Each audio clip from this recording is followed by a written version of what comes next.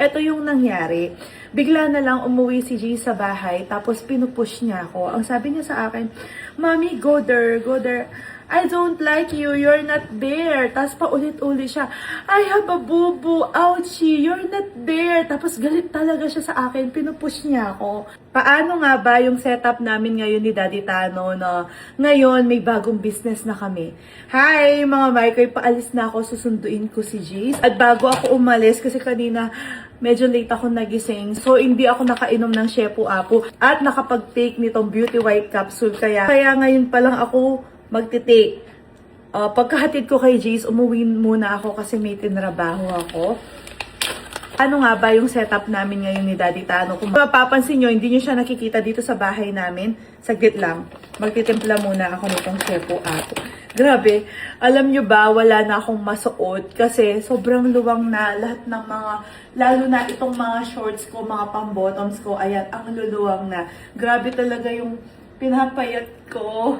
At syempre sa tulong yan ng Shepu Apu kasi nga araw-araw nagpupups na ako dahil ito. At lumilitaw na yung mga stretch marks ko kasi nga dati from 85 kilos, ayan na ako.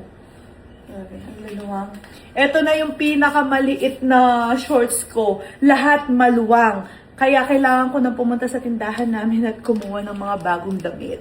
Anyway, etong Shepu Apu na to, sobrang laki nang naitulong sa akin kasi nga kapag tinitake ko ito, kinabukasan or mamayang gabi magpupups na ako. Ang ginagawa ko mga Marikoy, sinasabay ko siya sa Beauty White Capsule para sabay yung effect, di ba? Para mabilis din yung effect niya. Ito.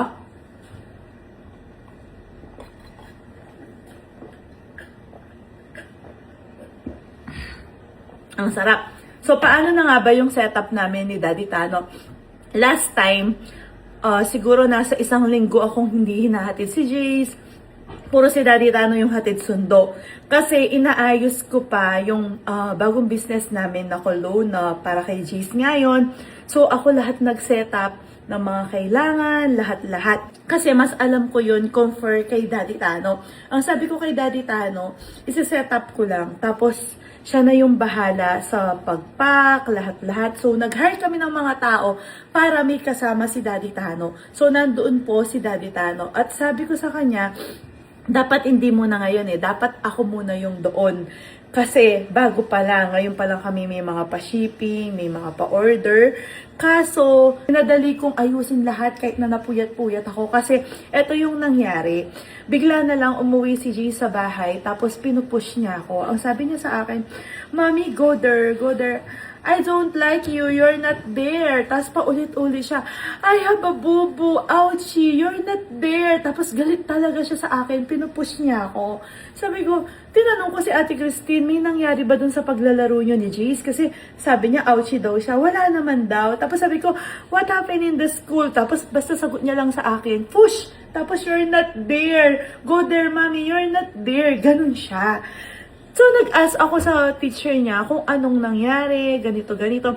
At napag-alaman ko nga, mga Marikoy, na accidentally, yung naglalagay ng tissue dun sa school, hindi niya alam na nasa ilalim daw si Jace, natamaan daw si Jace, and then mangiyak-ngiyak daw siya.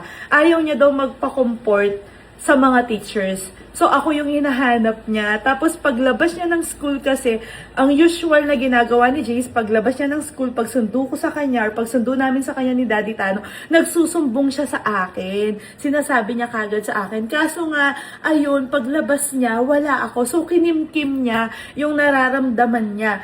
Kapag dating niya sa bahay, doon niya sinasabi sa akin na you're not there, you're not there. So, nag-guilty ako. Kaya sabi ko kay Daddy Tano, bibilisan ko tong pag-setup ng business natin na cologne. Tapos, ikaw na yung bahala doon sa mga tao, sa pagpapak, sa pag-ship, lahat-lahat. So, everyday, sabay po kami ni Daddy Tano. Aalis kami ng maagang maaga kasi hatid ko si Jay sa school. Siya, dadiretso na siya doon sa pangalawang bahay namin. At siya na yung nag-handle doon. Ako na yung, dahil bago pa lang ito, hindi pa siya ganun kalaki. Nag-i-start pa lang kami, tinitingnan muna namin yung flow. Ako muna yung sa live seller, marketing, nag-a-answer ng mga inquiries. So, parang ano na lang ako, virtual assistant. Kapag may mga problema siya doon, may kailangan ng tulong ko, tinatawagan niya na lang ako. Ganun na po yung setup setup namin ngayon.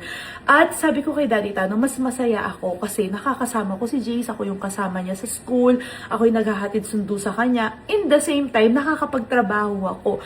At sabi ko sa kanya, hindi ko din naman kasi ma-let go yung mga trabaho ko sa pagiging content creator. Siya kasi, sa aming dalawa kasi, yung primary na namin, na page namin, yung hawak ko. Yung sa kanya kasi is mga parang libangan lang talaga ni Daddy Tano. In the same time, kumikita siya. So sabi ko sa kanya, pwede ka naman gumawa ng mga content dyan, ganyan. So, nag-agree kami doon at sabi ko kay Daddy Tano, legacy niya na ito para kay Jace. Para pagdating niyang panahon, ito yung pinaghirapan niya para kay Jace. So, ayan, para na siya nagtatrabaho, para na rin kami mga LDR ni Daddy Tano ngayon. Nagkikita na lang kami siguro madaling araw kasi pagdating niya, nakatutok ako sa phone, nagtatrabaho ako kapag tulog na si Jace.